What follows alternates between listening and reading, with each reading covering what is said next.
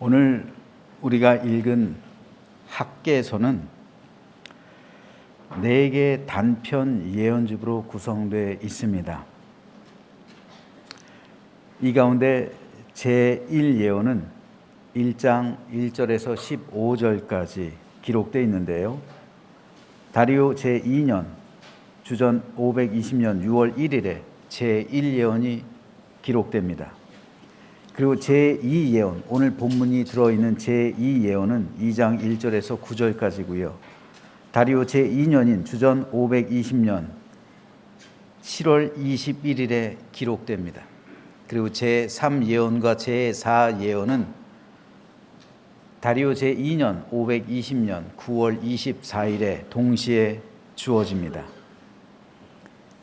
이스라엘 백성은 바벨론 포로로 끌려갔다가 70년 만인 주전 537년에 예루살렘으로 1차 귀환하게 되었습니다. 이들이 돌아와서 가장 먼저 해야만 했던 일은 무너진 성전을 재건하는 일이었습니다. 하지만 여러 가지 이유로 인해서 성전 재건 공사는 시작한 지 얼마 되지 않아 중단되었습니다. 그리고 16년이라는 세월이 흘렀습니다. 이에 하나님은 학개 선지자를 보내서 이제 이 4가지 예언의 말씀을 주시는 거예요. 그리고 그 중심에는 중단된 제2성전 공사를 재개하라 말씀하시는 겁니다. 첫 번째 말씀이 다리오 제2년인 주전 520년 6월 1일에 선포되었습니다. 이에 스룹바벨을 비롯한 이스라엘 백성들은 그 말씀에 순종해서 23일이 지난 6월 24일에 중단된 성전 공사를 16년 만에 다시 시작했습니다. 그런데 여기서 한 가지 문제가 발생합니다. 그것이 오늘 본문 3절에 기록되어 있는데 다시 한번 이 부분을 읽어보겠습니다. 너희 가운데 남아있는 자 중에서 이 성전의 이전 영광을 본 자가 누구냐? 이제 이것이 너희에게 어떻게 보이느냐? 이것이 너희 눈에 보잘것 없지 아니하냐? 여기서 하나님은 너희 가운데 남아있는 자 가운데 이 성전의 이전 영광을 본 사람들이 있다. 그들이 누구냐? 라고 물으십니다. 그러면서 이것이 너희에게 어떻게 보이느냐? 지금 짓고 있는 성전이 너희 눈에 이전 영광과 비교해서, 이전의 성전과 비교해서 어떻게 보이느냐? 보잘것없이 보이지 않느냐? 라고 물으시는 거예요. 하나님께서 이렇게 말씀하신 이유가 있습니다. 바벨론에 의해 주전 586년 예루살렘이 멸망당할 때 무너져 버렸던 솔로몬 성전은 웅장하고 화려하기로 유명했습니다. 그래서 하나님은 솔로몬 성전을 가리켜 이전의 영광이라 말씀하시는 거예요. 그런데 지금 바벨론에서 귀환해서 두 번째 성전을 짓고 있는데 그 사람들 가운데서는 이전에 이 솔로몬 성전의 영화로움을 본 사람들이 있다라는 거예요. 바벨론으로 끌려갈 때 만일 그들의 나이가 10살이었다고 한다면 10살이면 충분히 기억을 하죠. 본토로 귀환했을 때 나이 60세 정도 돼요. 그리고 그 이후로 16년 동안 성전 재건 공사가 중단돼 있기 때문에 지금 현재 이들의 나이는 76세입니다. 만일 그들이 바벨론으로 끌려갈 때 20살 청년이었다면, 20살이었다면 지금 현재 86세가 되는 거예요. 다니엘도 90세가 훨씬 넘는 나이를 살았죠. 학개 선지자의 나이 또한 이와 비슷한 노년으로 추정하고 있는 거예요. 학개도 보았다는 거예요. 그런데 오늘 본문 3절의 말씀이 언제 주어진 겁니까? 선지자 학개가 제1예언을 하고 난 후 총독 스룹바벨과 대제사장 여호수아를 비롯한 유다 백성들은 중단되었던 성전을 23일 만에 재건하기 시작하는 거예요. 그런데 성전 공사를 재건한 후로부터 27일 만에 학개 선지자는 제2의 예언을 선포하는 거예요. 7월 21일입니다. 27일 만에 성전 공사가 다시 위태로운 일에 빠진 거예요. 그래서 다시 하나님께서는 제2 예언을 선포하게 하십니다. 왜 그랬을까요? 몇 가지 이유가 있습니다. 첫째는 이스라엘 백성들이 바벨론에서 돌아왔을 때 그들이 거주해야만 했던 장소였던 예루살렘은 모든 것이 초토화되어 있었어요. 다 황폐화되어 있었어요. 50년 동안 방치되어 있었단 말입니다. 하나님의 성전만 무너진 게 아니에요. 다윗성 무너지고 무엇보다 예루살렘 성벽 다 파괴되어 있었습니다. 그렇다면 포로 귀현민들에게 있어서 가장 시급했던 문제가 무엇일까요? 가장 먼저 무엇을 해야만 했을까요? 바로 여기서 갈등이 시작된 거예요. 포로 귀현민들 사이에 갈등이 여기서부터 이 문제를 두고 시작된 겁니다. 어떤 사람은 무너져 내린 성전을 먼저 짓자고 주장합니다. 선민 이스라엘은 제사장 나라이기 때문에 그래요. 하지만 어떤 사람은 실질적인 문제 앞에서 성벽을 먼저 재건해야 한다고 주장합니다. 당시 성벽은 주민들의 안전과 보호를 위해 있어야만 했던 최소한의 안전장치였기 때문에 그렇습니다. 여러분, 도시에 성벽이 없다는 것은 그 당시에 안심하고 살아갈 수 있는 공간이 없다는 것을 의미하는 거예요. 밤중에 대적들이 쳐들어온다면 지금 이스라엘 백성들은, 유다 포로 귀한민들은 들판에서 자고 있는 거예요. 지금 들판에다 집을 짓고 자고 있는 거예요. 그러니까 대적들이 밤중에 침입해 오면은 속수무책으로 당할 수밖에 없는 거예요. 안전이 보장되어 있지 않다는 말입니다. 그러니 도시에서 살아남기 위해서, 살아가기 위해서 가장 먼저 성벽이 필요하다는 주장입니다. 이 문제가 해결되지 않으면 사람들이 불안해서 예루살렘에서 살아갈 수가 없는 거예요. 실제로 이 문제 때문에 포로 귀한민들 중에 일부는 예루살렘을 떠나갑니다. 그리고 다른 곳에 정착해서 살아가요. 물론 하나님의 성전도 짓고 성벽도 공사하면 더할 나위 없이 좋겠죠. 하지만 여기에는 엄청난 인원과 재정 그리고 시간이 소요될 수밖에 없어요. 또한 대적들이 가만히 두고 보질 않기 때문에 둘 중 하나를 선택할 수밖에 없습니다. 사실 이 사람들은 가난한 사람들이잖아요. 노예였던 사람들이잖아요. 그들이 가지고 와봐야 얼마나 가지고 왔겠어요. 둘 중 하나를 선택해도 겨우 그것을 지을 수밖에 없는 그런 형편이었습니다. 결국 총독 스룹바벨은 고독한 결정을 내려야만 했던 거예요. 둘 중 하나를 선택해야만 했던 거예요. 이에 스룹바벨은 하나님의 성전을 짓기로 결정한 거예요. 성벽이 아니라 하나님의 성전을 먼저 짓자 결정한 겁니다. 왜요? 스룹바벨이 생각할 때 남유다가 멸망한 이유는 성벽이 없어서가 아니에요.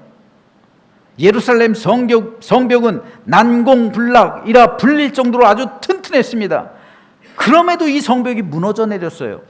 이유가 뭡니까? 성벽이 튼튼하지 않아서가 아니라 믿음이 타락했기 때문입니다.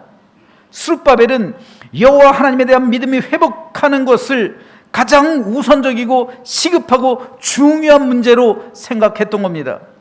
그래서 그는 하나님의 성전을 짓고 예배를 회복하고 믿음을 회복하는 것이야말로 가장 중요하고도 절박한 문제라고 생각했던 겁니다. 판단했던 거죠. 그래서 성전을 짓기로 결정하고 선택하고 그것을 추진해 나가는데 이 결정에는 많은 반발이 따를 수밖에 없었어요. 내부적으로는 성벽을 짓자고 주장하는 사람들의 반발이에요. 이건 상식적으로 말이 되지 않는다. 우리의 안전이 보장되지 않는 상태에서 그 돈을 성전을 짓는데 사용되는 건 이건 현실적으로 말이 되지 않는다. 일단 우리 안전이 보장돼야 될 것 아니냐. 성벽을 먼저 지어야 한다. 그리고 또 외부적으로는 사마리아 사람들의 적대예요. 그들이 함께 성전을 짓재요. 그리고서 함께 하나님을 섬기재요. 하지만 이들의 믿음은 왜곡된 믿음이었어요. 그렇기 때문에 거절하죠. 이렇게 안과 밖으로 시달리다 보니 자연스럽게 성전 공사는 중단되기에 이릅니다. 그래서 하나님은 학개를 보내서 16년 동안이나 중단돼 있던 하나님의 성전을 다시 재건하라고 촉구하시는 거예요. 그래서 스룹바벨은 이 말을 듣고 또다시 힘을 내서 23일 만에 성전 재건 공사를 시작한 겁니다. 그런데 또다시 스룹바벨은 반대 의견에 직면하는 거예요. 이번에는 원로들이었습니다. 너희 가운데 남아있는 자 중에서 이 성전의 이전 영광을 본 자가 누구냐? 이제 이것이 너에게 어떻게 보이느냐? 이것이 너희 눈에 보잘것없지 않냐냐? 이것이 제2 예언 중에 일부예요. 여기서 하나님께서 말씀하시는 이전에 솔로몬 성전의 영광을 본 사람들을, 그들은 포로 귀환민들 사이에서 원로들이에요. 그 사회의 어른들이란 말입니다. 그런데 이 어른들 사이에서 불평과 불만이 터져 나오기 시작한 겁니다. 왜 그렇습니까? 솔로몬 성전과 비교해서 지금 짓고 있는 성전이 너무도 초라하고 옹색하기 때문이에요. 솔로몬 성전의 영광과 웅장함, 화려함을 보지 않았으면 괜찮았을 텐데 이미 그들은, 그 노인들은, 그 어르신들은, 그 사회의 원로들은 솔로몬 성전의 위용을 보았던 사람들이에요. 그런데 이들이 볼 때 이 성전, 지금 짓고 있는 성전 너무도 초라해요. 이전에 솔로몬 성전은 세상 모든 나라들 가운데 자랑거리가 됐고요, 자신들에겐 영광이 됐어요. 그런데 지금 짓고 있는 제2의 성전은 너무도 옹색했습니다. 실제로 제2 성전 4년 6개월 만에 짓죠. 돈이 없으니까 솔로몬 성전과 같이 웅장하고 화려한 건물 지을 수 없었습니다. 건축 재료도 신통치 않았고요, 뭐 하나 제대로 갖춘 게 없었어요. 이전에 영광스러웠던 솔로몬 성전과 비교하면 초라했습니다. 지금 솔로몬 성전의 위용을 보았던 어른들이 지적하고 있는 것이 바로 이겁니다. 이렇게 초라한 성전 왜 짓습니까? 세상 사람 보기에 부끄럽습니다. 이럴 바에야 짓지 말고 차라리 성벽을 먼저 지읍시다. 그리고 우리가 안전하게 거주하고 돈이 나중에 생기면 그때 제대로 지읍시다. 유대 사회의 어른들은 이렇게 말하며 불평 불만을 쏟아내고 있었던 겁니다. 다른 사람들도 아니고요, 한 집안의 최고의 어른들입니다. 그 사회의 제일의 연장자들입니다. 사회의 원로들입니다. 그들이 이렇게 말하는데 젊은이들이 힘을 내서 성전을 지을 수는 없는 겁니다. 성전을 짓는 동력이 사라져버린 거예요. 그런데 사실 그 원로들의 말이 전혀 틀린 게 아니에요. 원로들은 지혜로워요. 세상을 오래 살은 경륜이 있기 때문에, 그래서 성경에서도 너희는 노인들 앞에서, 샘머리 앞에서 일어나라, 존중하라, 이 말입니다. 사회에서 존중을 받아 마땅한 사람들이에요. 그런데 그들이 반대하는 데는 다 이유가 있는 거예요. 이들이 초라하다고 한 데는 비단 성전의 규모만을 말하는 게 아니에요. 아마 성전의 규모만을 말했다면 원로들이 반대하지 않았을 거예요. 근데 원로들이 반대한 가장 중요한 이유가 있습니다. 뭘까요? 언약궤예요. 언약궤. 솔로몬 성전이 무너지면서 언약궤가 사라져 버렸어요. 언약궤가 실종됐단 말입니다. 어디로 갔는지 몰라요. 그 이후로 언약궤를 찾지를 못했어요. 즉 새로운 성전을 짓는다는들 지성소에 언약궤를 갖다 놓을 수가 없는 거예요. 아니, 언약궤가 없는 성전을 성전이라고 할 수가 있어요? 언약궤가 없는 지성소를 지성소라 부를 수가 있습니까? 언약궤가 없는데 대제사장이 1년에 한 번 지성소에 들어갈 이유가 있어요? 언약궤 위에 있는 속죄소에서 대속죄일에 모든 이스라엘 백성들의 죄를 속하는 그 의식이 있잖아요. 이게 대속죄일이잖아요. 대속죄를 지킬 수 있어요? 언약궤가 없는데? 언약궤가 없는데 하나님께서 어디에 임하셔요? 언약궤가 없는데 어디에서 하나님의 은혜를 베푸시고 어디서 이스라엘 백성들이 속죄함을 받아요? 지성소에 언약궤가 없어요. 실제로 로마의 티투스 장군이 언약궤가 들어있을 것이라 예상했던 지성소에 들어가서 깜짝 놀랐다고 그러죠. 아무것도 없었대요. 아무것도 없었죠. 이것을 이스라엘 사회의 원로들이 지적하고 있는 거예요. 언약궤가 없는 성전 지어서 뭐하냐, 이 말이에요. 우리가 바벨론에서 성전 없이 잘 살았지 않았냐? 근데 언약궤가 없는데 그 지성소가 무슨 의미가 있겠느냐? 이걸 지적하고 있는 거예요. 명분도 실리도 없다. 차라리 성벽을 지으면 그거는 우리의 안전이라도 책임져 주지, 이 성전은 명분도 없고 실리도 없다, 이걸 원로들이 지적하고 있는 거예요. 전혀 틀린 말이 아니죠. 원로들이 이렇게 말하는데 모든 사람들의 마음이 움직일 수밖에 없죠. 그러니까 또다시 중단되는 거예요. 그러면 어떻게 하자는 거예요? 유대 사회가 혼란스럽게 될 수밖에 없는 거죠. 성전을 계속 건축할 수도 없고 지금 와서 포기할 수도 없고 어려운 가운데 빠진 겁니다. 스룹바벨도 어떻게 할 수가 없어요. 원로들이 반대하는데. 바로 그때 하나님께서 학개를 통해서 제2의 예언을 말씀하시게 한 겁니다. 그것이 오늘 본문 2장이에요. 하나님께서 먼저 이렇게 말씀하십니다. 그러나 여호와가 이르노라, 스룹바벨아 스스로 굳세게 할지어다. 여호사닥의 아들 대제사장 여호수아야 스스로 굳세게 할지어다. 여호와의 말이니라. 이 땅 모든 백성아 스스로 굳세게 하여 일할지어다. 내가 너희와 함께 하노라. 만군의 여호와의 말이니라. 하나님께서는 스스로 굳세게 할지어다.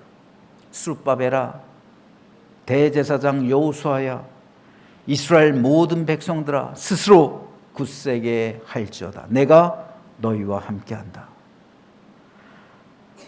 하나님은 그럼에도 불구하고 너희들이 말하는 거 틀린 말 아니다. 지성소에 언약궤가 없다. 그리고 성벽도 지금 건설하지 못하고 있다. 하지만 내가 너희와 함께한다. 그러니 흔들리지 말고 내가 너에게 명령한 제2성전 건축을 계속 스스로 굳게 하여 그 공사 일을 하라고 말씀하셨던 겁니다. 그러면서 하나님이 또 이렇게 말씀하십니다. 너희가 애굽에서 나올 때 내가 너희와 언약한 말과 나의 영이 계속하여 너희 가운데 머물러 있나니 너희는 두려워하지 말지어다. 나의 영이 계속해서 너희와 함께 있다는 거예요. 이게 무슨 말일까요? 유다의 원로들은 언약궤가 있어야 성전이 완성된다고 믿은 거예요. 언약궤가 있어야 하나님의 영이 그 지성소에 있는 속죄소에 임하는 것이지, 언약궤가 없으면 하나님의 영이 임하지도 않고 성전을 완공해봐야 아무 의미 없다라고 말했던 겁니다. 그 생각이 틀렸다는 게 아니에요. 하나님은 실제로 그렇게 행하셨습니다. 하나님은 실제로 언약궤 위 지성소 그 속죄소에 임하셨어요. 그러나 중요한 것은 하나님은 꼭 언약궤가 있어야만 임재하시는 분은 아니라는 사실을 말씀해 주시는 거예요. 얘들아, 내가 꼭 언약궤 위 속죄소에서만 임하는 게 아니다 라는 깨달음을 주시는 거예요. 따라서 나의 영이 계속해서 너희 가운데 머물러 있을 것이다 라는 이 말씀은요, 지성소에 언약궤가 없어도 속죄소가 없어도 내가 너희 가운데 임할 것이다. 내가 너희와 함께 할 것이니 두려워하지 말고 염려하지 말고 계속해서 성전 공사를 이행하라 라는 말씀이었던 겁니다.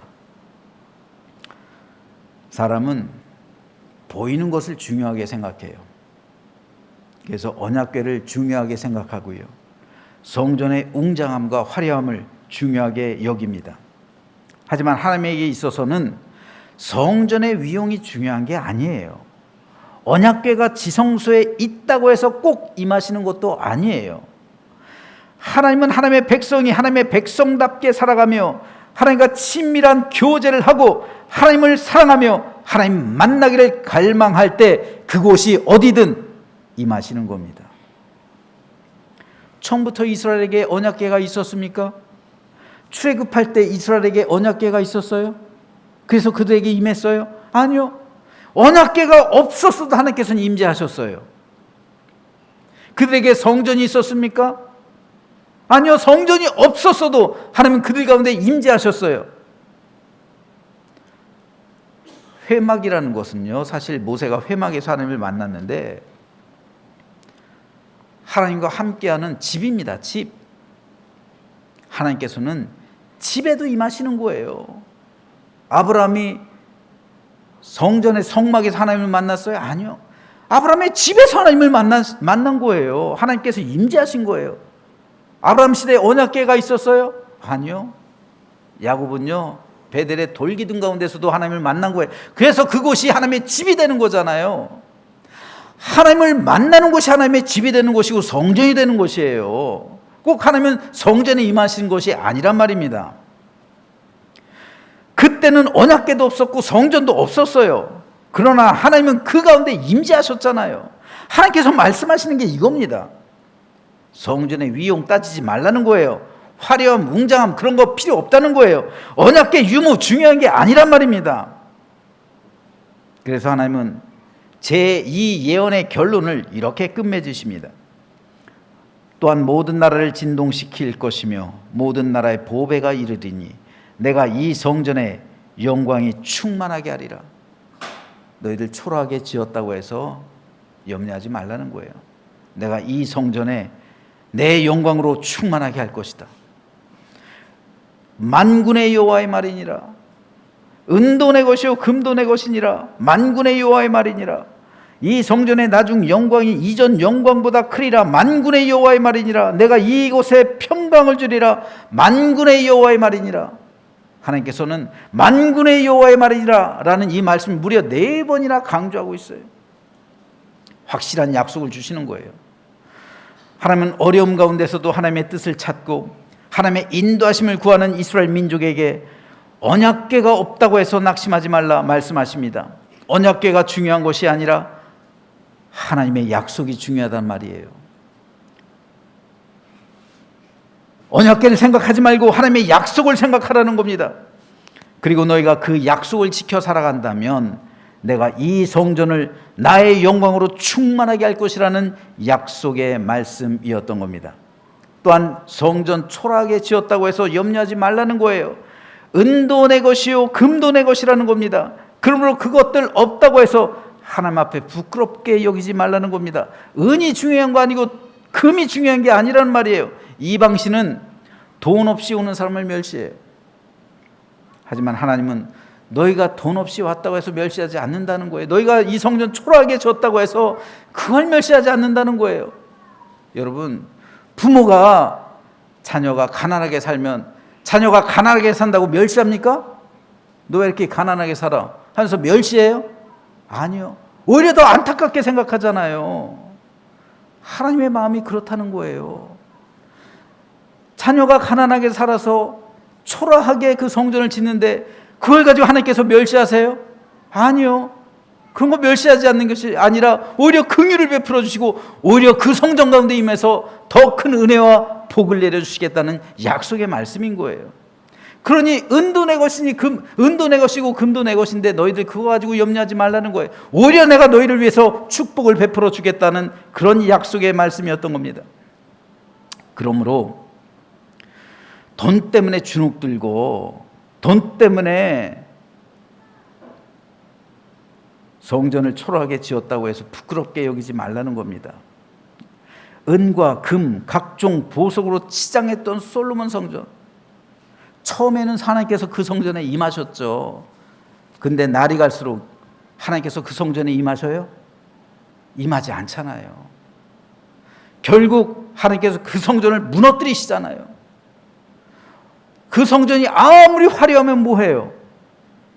하나님의 뜻 가운데서 백성들이 살아가지 않으면, 성도들이 살아가지 않으면 하나님의 영광이 거기서 떠나시는 거예요. 하지만 벽돌로 작게 지었다 할지라도 그곳에 살아가는 하나님의 백성들이 온전하게 살아간다면 하나님의 영이 그곳에 임하시는 거예요. 그러니 금과 은, 그것의 유무로 하나님의 영광을 따지지 말라는 겁니다. 만일 너희가 내 계명을 지켜 행한다면 이 성전의 나중 영광이 이전 영광보다 클 것이요 내가 이곳에 반드시 샬롬의 은혜를 허락해 주겠다, 평강을 줄 것이겠다 하나님께서는 약속하시는 겁니다. 저는 이 말씀이 저와 여러분과 우리 교회를 향한 하나님의 음성으로 들려지게 되기를 주님의 이름으로 축복합니다. 우리가 진실로 하나님 앞에서 바르고 정직하게 살아간다면 하나님이 그때와 같이 오늘 우리에게도 동일한 은혜와 사랑을 베풀어 주셔서 우리 가운데 영광으로 임재하시는 거예요. 세상에 많은 교회가 있습니다. 그러나 그 교회들 가운데 과연 하나님의 영광이 임재하시는 교회가 얼마나 될까요? 지금 한국교회에서 수많은 성도들이 예배를 드리고 있어요. 그런데 이 많은 성도들 가운데 과연 얼마나 많은 성도의 심령 가운데 하나님의 임재하심이 있을까요? 여러분들, 이걸 우리가 생각해야 되지 않아요? 과연 오늘 우리 교회는 하나님의 영광으로 가득 차 있을까? 과연 우리 심령에는 하나님의 임재하심이 있을까? 예배를 통해서 하나님의 임재하심을 경험하지 못하고 예배 가운데 하나님의 영광을 우리가 누리지 못한다면 우리는 그냥 하나님 마당만 밟고 가는 거예요. 우린 종교인이 되어서 그저 왔다가 가는 거란 말이에요. 요즘 새벽 기도를 통해 말씀드리는 것 중 하나가 성도의 사명이죠. 이것이 학개와 스가랴로 이어지는 그런 말씀의 본질적인 그 메시지의 핵심인데요. 성도에게는 두 가지 사명이 있어요. 첫째는 외부적인 것으로요, 복음을 전하는 사명입니다. 둘째는 내부적인 것으로 우리 안에서 서로 사랑하는 사명이에요. 이 두 가지 사명. 근데 한국교회 성도들은 외부적인 사명은 잘 감당해요. 그래서 전도하고 복음 전하고 그런 거는 열심히입니다. 하지만 내부적인 사명에 실패하는 교회들이 엄청나게 많아요. 서로 사랑하지 않는다는 말이에요. 서로 섬기지 않는다는 말이에요. 교회가 천국 공동체가 아니란 말이에요. 성도들이 밖에 나가서 천국을 전하고 있잖아요. 근데 정작 우리가 모여있는 이곳이 천국 공동체가 안 될 때가 많단 말이에요. 하나님의 영광이 떠나가는 교회들이 적지 않다는 말이에요. 하나님의 영광은 우리가 외부적으로도 하나님의 복음을 전할 뿐 아니라 우리 안에 사랑과 축복, 섬김과 서로 봉사하고 사랑으로 하나 될 때 하나님의 영광이 임하시는 거예요. 하나님의 임재하심이 있는 거예요. 미워하는 마음에 천국이 임할까요? 여러분 한번 생각해 보세요. 천국에 미움이 있을까요? 천국에 당이 있을까요? 당파가 있을까요? 분열됨이 있을까요? 서로를 미워하고 서로 원망하고 서로를 시기하며 서로 싸우고 분열됨이 있을까요? 아니요. 천국은 그런 곳이 아니에요. 모든 것이 주님 안에서 화해하고 용서하고 사랑하고 섬기고 주님의 한 몸을 이룬 천국 공동체, 이것이 교회예요. 그런 교회 가운데만이 하나님의 영광이 임하는 거예요. 그런 성도의 심령 안에만 하나님의 임재하심이 있는 거예요. 그런데 내 안에 하나님의 임재하심이 없고 우리 교회 가운데 하나님의 영광이 보이지 않는다면 우리 교회는 천국이 아니에요. 천국 공동체가 아니란 말이에요. 그렇다면 우리는 예배에 실패하고 있는 겁니다. 하나님을 온전히 섬기는 게 아니란 말이에요. 하나님께서 오늘 학개 선지자를 통해서 말씀하시는 이 성전의 영광이 충만하게 하리라. 저는 이 말씀이 오늘 우리 교회를 향한 하나님의 음성으로 들려지게 되기를 주님의 이름으로 축복합니다. 이 사랑이 가득한 곳에만이 하나님의 영광이 충만하게 되는 거예요. 그래서 우리가 모인 이곳이 하나님의 영광으로 충만해지고 하나님께서 내려주시는 샬롬의 은총으로 가득해져서 지금 우리가, 여러분 세상에서 얼마나 치열하게 살아가셨어요. 그래서 우리 성도들이 일주일에 한 번 모이는 거잖아요. 그래서 이 자리에서 천국을 경험하고 천국의 샬롬, 그 은총과 하나님의 사랑을 누리면서 언젠가 우리가 가야 할 그 하늘나라를 소망하는 그 잔치 자리가 되는 것이 오늘 우리 이 예배 자리잖아요. 그렇기 때문에 예배의 핵심은 코이노니아예요. 교제란 말입니다. 사귐이에요. 위로는 하나님과 나와의 사귐, 그래서 하나님의 영으로 충만해지는 시간, 그리고 아래로는 성도와 성도의 사귐, 그래서 사랑으로 가득해지는 시간. 이것이 예배의 본질이요 핵심이잖아요. 이것이 바로 하나님의 영광입니다. 저는 하나님의 영광으로 가득한, 그래서 하나님의 샬롬으로 충만한 우리 교회와 모든 성도의 삶이 되기를 주님의 이름으로 축복합니다. 한 가지만 더 말씀드리고 설교를 마칩니다.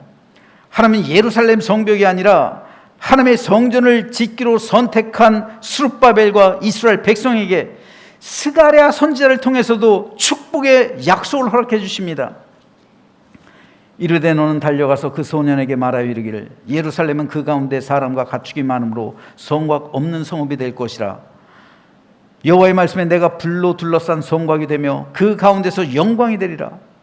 하나님은 성벽 짓기를 포기하고 하나님의 성전을 짓기로 선택한 이스라엘 백성에게 예루살렘은 그 가운데 사람과 가축이 너무나도 많기 때문에 성벽을 뛰어넘는 곳이 될 것이다. 여러분, 성벽은요 그곳에서만 살잖아요. 하지만 얼마나 예루살렘이 번성을 하는지 성벽이 필요 없는 도시가 된대요.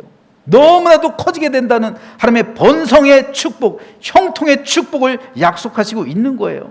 뿐만 아니라 그러면 성벽은 어떡합니까? 걱정하지 마라. 내가 직접 불로 너희의 성벽이 되어줄 것이다. 하나님이 직접 성벽이 되어주신대요. 이 약속을 하고 있는 거예요. 누가 그 하나님의 성벽을 뚫고 들어와요? 어떤 대적이 하나님의 성벽을 뚫고 들어옵니까? 아수르 군대요? 제 아무리 강한 아수르 군대라 할지라도 18만 5천 명이 불로 된 하나님의 성벽 앞에서 무너져 버리는 거예요. 애굽 군대가 쫓아온다 할지라도 하나님의 성벽이 이스라엘 백성을 보호하시면 애굽 군대가 홍수에 수장돼 버리는 거예요. 이 역사를 내가 다시 한번 너에게 일으켜 주겠다 약속하시는 거예요. 저는 저와 여러분의 삶에도 이런 은혜와 축복이 넘치게 되기를 주님의 이름으로 축복합니다. 그러기 위해선 성벽을 선택하는 것이 아니라 성전을 선택하는 신앙 중심으로 살아가겠다고 하나님 앞에서 부단히 애를 쓰며 노력하는 그 삶의 모습이 우리에게 그 결단이 있어야만 하는 거예요. 그럴 때 하나님께서는 오늘 본문을 통해서 우리에게 약속하시는 놀라운 은혜와 축복을 저와 여러분과 우리 교회도 내려주셔서 하나님의 영광으로 충만하게 되고 참된 평강과 안식을 누리며 주님 안에서 한 몸을 이루어 천국 공동체를 이루는 우리 모두가 되시기를 주님의 이름으로 간절히 축원합니다.